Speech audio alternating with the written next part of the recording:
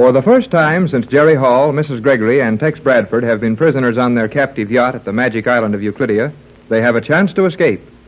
G-47, their mad scientific captor, has allowed them to remain aboard their yacht. With the aid of the opaque cloth made on the island, our friends have insulated a cabin on the yacht and may talk in safety. Their radio is useless for transmission, but through code messages received from the operator on the other Gregory boat, help may soon be near. Captain Bradford is about to explain the plan to Jerry as Joan and her mother come into the cabin. Now hurry and get under this thing, Pat. You too, Joan. Well, Pat, thanks to you and your determination to take the bosun and bosun's mate with us on every cruise, we're about to get a message to Johnson. How long will it take Johnson to get within range? It all depends on what time he sails from San Pedro. We'll keep our receiver open, and he'll let us know when he's within striking distance. And how much we'll all owe to the little bosun and his mate. I'm certainly glad now we've always carried them and trained them. Hey, for the love of Pete, will you two quit talking and tell somebody else what it's all about? Yes, Mother. You and the captain talk so fast. Jerry and I do not know what it is all about. I'm sorry, Joan. I was just going to explain it to Jerry when you and your mother came back to the cabin. You see, Joan, dear, we haven't had a chance to show you over the whole boat as yet, and we forgot you hadn't seen the pigeons. Well, of all the nuts, I'm the worst. I watched those pigeons all the way down here from Los Angeles and never thought to ask a question about them. But what can pigeons have to do with getting a message to your friend Johnson? They're not just pigeons. They're homing pigeons. Gosh, and I never even thought of it. Well, don't feel too badly, Jerry. You're quick enough to see the significance in most things. Say, Joan. Yes, Captain Bradford? Didn't you ever hear them talk about homing pigeons here on Euclidia? I have never heard a word about them. So it must be that the scientists do not talk much about them, for they are so sure no one can escape from the island that they discuss most things before all of us. I hope you're right, and it seems possible that you are.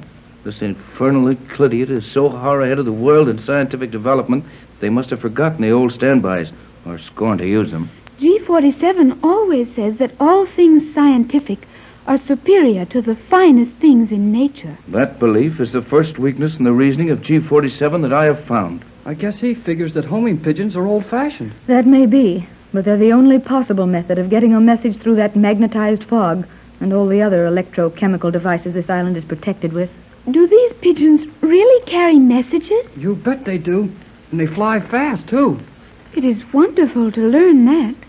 We have pigeons on Euclidia also, but they are used only for pigeon pie.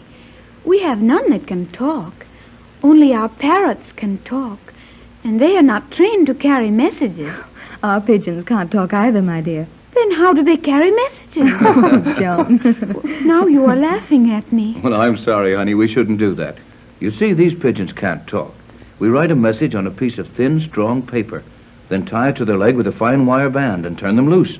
They are taught to return to one place, or one kind of a place, and someone is waiting there to get the message. Well, if we're going to do anything with them, we'd better get busy and send one off because if old G-47 finds us looking too happy, he'll know we've got some plan, and then he'll make kindling wood out of this yacht to find out what it is. Nevertheless, we'll have to be patient for several hours, maybe a day or two.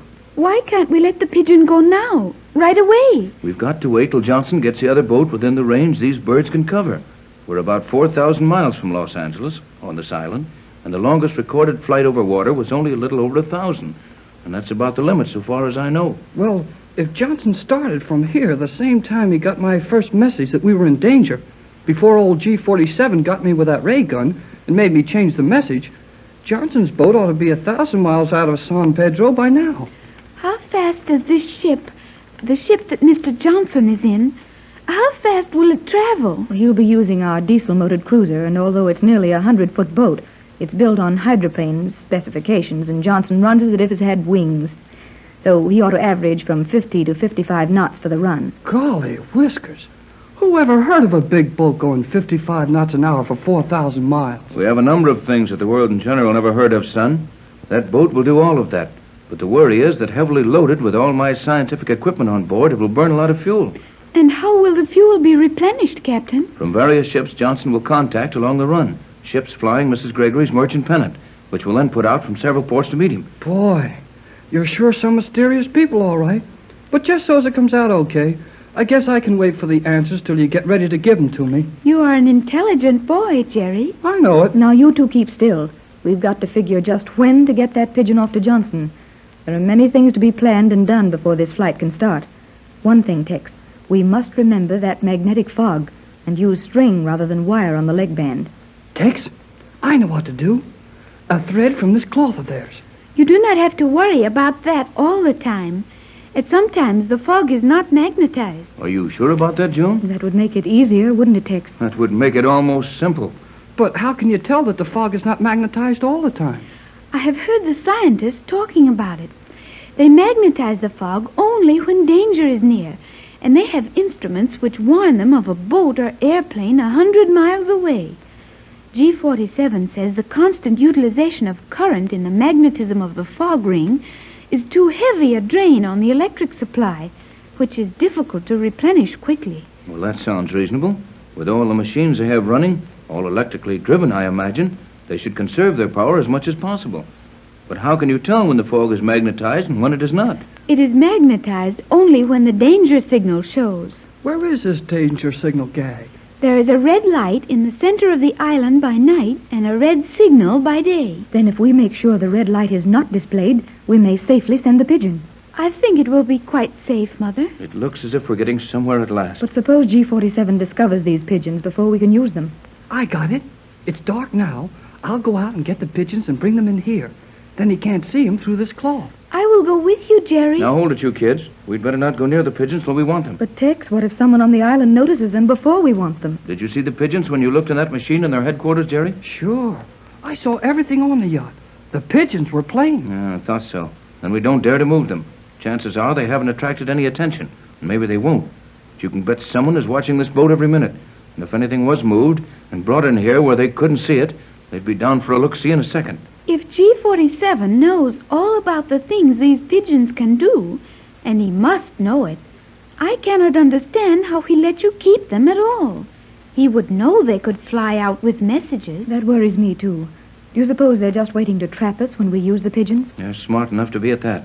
G47 might figure I'd try to send a pigeon out with a formula. Joan knows all these guys and how crazy they are. What do you think about it? It is obvious that G47 knows about the pigeons, and he would know that they were what you called them. Homing pigeons. Yes, homing pigeons.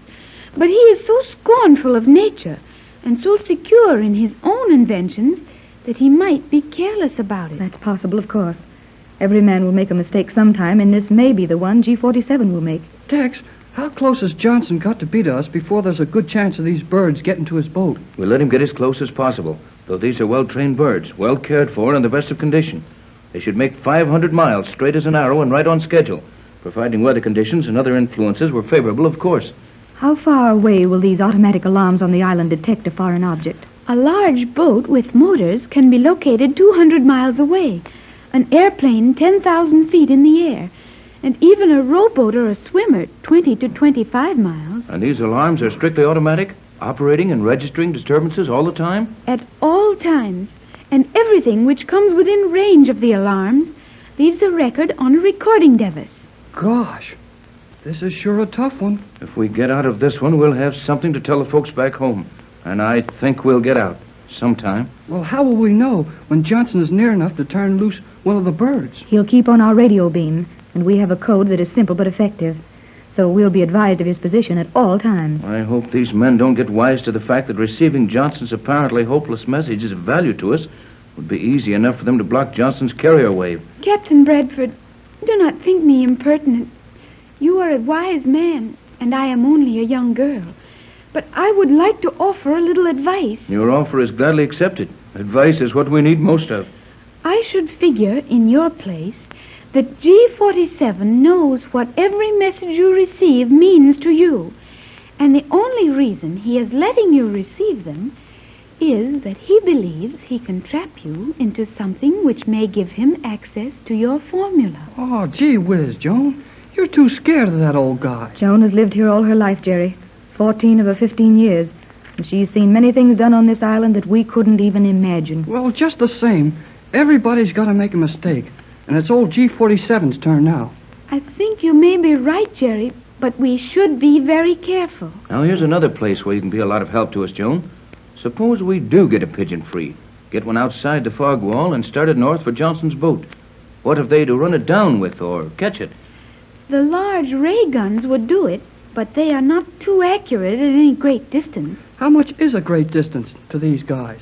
Something less than 50 miles, I think. That seems a long way to us, my dear. Too far. But suppose the Pigeon got away for, say, an hour and a half to 2 hours before they discovered it. Then what? These birds do 40 miles an hour. The floor of the island would open up, and a fleet of tiny airplanes shoot out.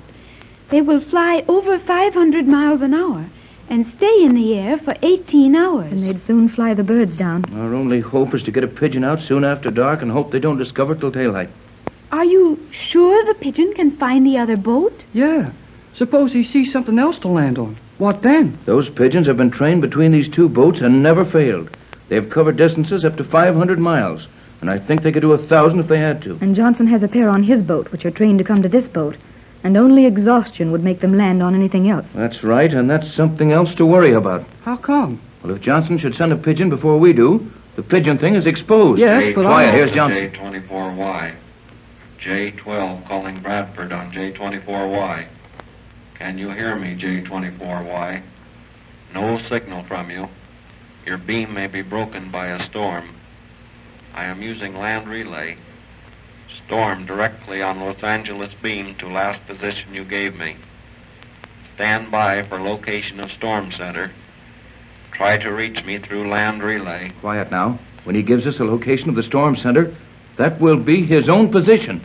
He's telling us in code how near his boat is to us. Advise you try directional beam to coast of Chile. Ask them relay to me. Storm center. Can you hear me? Storm center is